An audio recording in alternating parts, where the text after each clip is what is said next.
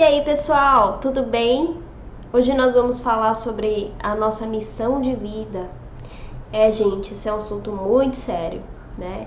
É uma coisa que às vezes a gente passa muito tempo da nossa vida sem nem se questionar de onde eu vim, o que eu tô fazendo aqui e para onde eu vou. E para ajudar nessa reflexão, eu trouxe para vocês um livro maravilhoso, A Terapia da Reforma Íntima. Esse livro é sensacional, gente. Ele traz pra gente qual que é a nossa missão de vida, a nossa real missão de vida, né? As pessoas, elas tendem a pensar que a nossa missão de vida, a nossa meta, né, o que a gente tem que fazer, não, a minha missão de vida é ajudar as pessoas. Porém, nesse livro ele explica muito bem que essa não é a nossa principal missão. Esse livro ele traz uma reflexão reencarnacionista, né, que explica o seguinte, que nós temos N vidas, né, nosso corpo ele é novo, porém a nossa alma ela é velha, né, então nós já trazemos de outras vidas sentimentos inferiores que nós precisamos trabalhar. E é por isso que a gente está aqui. A nossa primeira missão de vida é trabalhar todos os nossos sentimentos inferiores. E os sentimentos inferiores, o que eu achei incrível desse livro, eles são despertados já na nossa infância. Então, em muitos lugares a gente vê que as nossas crenças limitantes, os nossos traumas, eles já são provocados na nossa infância, seja pelos pais, seja pelas outras pessoas. Porém, nós já trazemos essas inferioridades de outras vidas. Os nossos pais, a nossa família, nossos amigos, as pessoas ao nosso redor, elas são apenas gatilhos para provocar os sentimentos inferiores que a gente já carrega de N vidas, né? E para provar isso que ele está falando, ele dá vários exemplos, né, de pessoas que fazem regressão no consultório, as pessoas que fazem, né, tratamentos de regressão, às vezes para curar um trauma que a mente ficou presa lá no passado e por causa disso a vida da pessoa não anda, né? Ou às vezes alguma doença, muitas coisas que não tem explicação, né, vem de outras vidas. E aí eu vou ler um trecho para vocês que é bem interessante. Ele fala o seguinte, só para a gente refletir, né? Vejam como é simples. O que você sente? Mágoa? Reencarnou para curar a mágoa. Essa mágoa é em relação ao seu pai? Foi o que Deus lhe deu. Então, se você é uma pessoa muito magoada, você vai ter um pai ou uma mãe que vai te magoar mais, porque você precisa transcender esse sentimento dentro de você. Raiva, reencarnou para curar a raiva. Essa raiva em relação à sua mãe é a mãe que Deus lhe deu. Sente-se inferior aos outros, reencarnou para perceber-se igual aos outros, pois sente-se inferior aos outros há séculos. Sente-se superior aos outros, reencarnou para sentir-se igual aos outros. Sente-se superior aos outros há séculos. Medo, reencarnou para ficar valente, pois é medroso há séculos. Insegurança, reencarnou para ficar confiante, pois é inseguro há séculos. Autoritário, reencarnou para deixar de ficar querendo mandar nos outros, pois é autoritário há séculos. Submisso, reencarnou para aprender a confiar a mandar em si, pois é submisso há séculos. Você acha que isso começou na infância? Prepare-se para envergonhar-se quando chegar lá no mundo espiritual e conhecer o seu passado no telão. É bem legal mesmo, né, essa reflexão. Mas independente da gente trazer isso de outras vidas ou não, é bom a gente ter uma reflexão sobre as nossas sombras, sobre esses sentimentos que nos fazem mal, porque isso precisa ser curado, isso precisa ser tratado, né?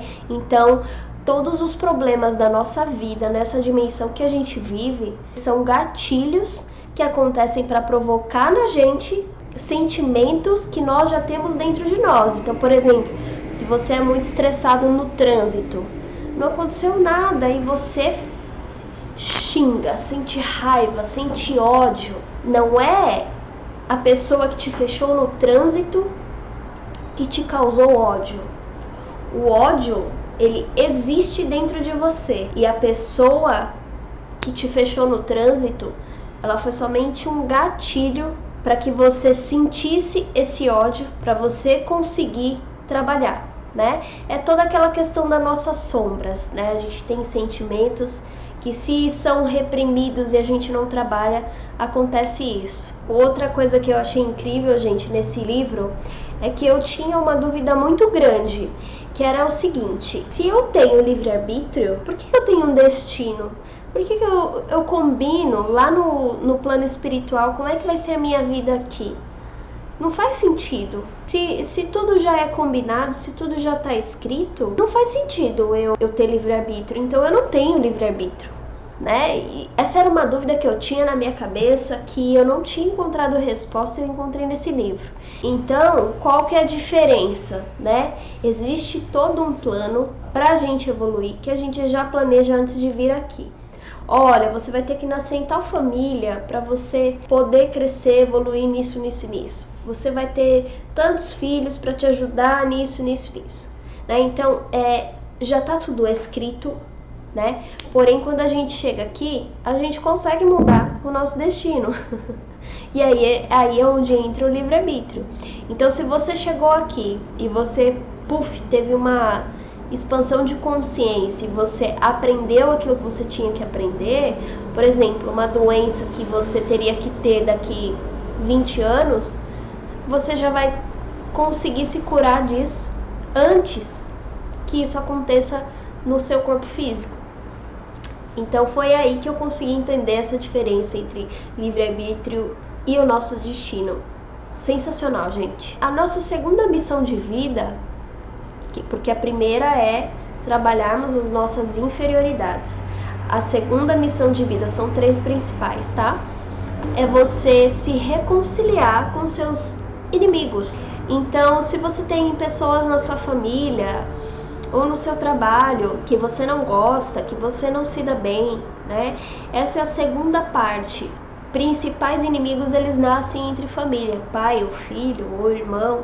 Por quê? Porque essa reconciliação, ela é necessária para a evolução do espírito. Nós temos que aprender a perdoar, a se aceitar, nós temos que aprender a amar o próximo. Mas se você odeia o seu pai ou o seu irmão, como é que você vai evoluir o seu espírito? Então você tem que desenvolver o amor até por aqueles que te fizeram algum mal, né? Só que assim, gente, eu não tô falando assim que você tem que amar aquela pessoa que te magoou, ok? Mas o que eu tô falando é, a energia do não perdão, você tem que se libertar dela. E não é pela pessoa, é por você mesmo. Tem um outro vídeo que eu falo a respeito do perdão. E enquanto você não se libertar disso, você vai reencarnar de novo, até você conseguir fazer as pazes com os seus inimigos ou com as pessoas que te fizeram mal em algum momento, ou você fez mal em algum momento, né? A gente não sabe. Essa é a segunda missão de vida.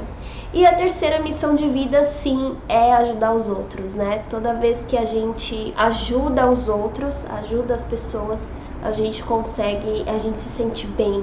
Às vezes é uma coisa tão pequena, né? Mas a gente se sente bem por ajudar os outros. E quando a gente faz isso, a gente começa a se iluminar cada vez mais, né? Então, essa é a nossa missão de vida. Essa é a missão de vida do ser humano. Trabalhar seus sentimentos inferiores, se reconciliar com as pessoas que se fez mal ou que fizeram mal e ajudar o próximo. Gente, é isso. Espero que vocês tenham gostado. Comentem aí, se inscrevam no canal. Muito obrigada!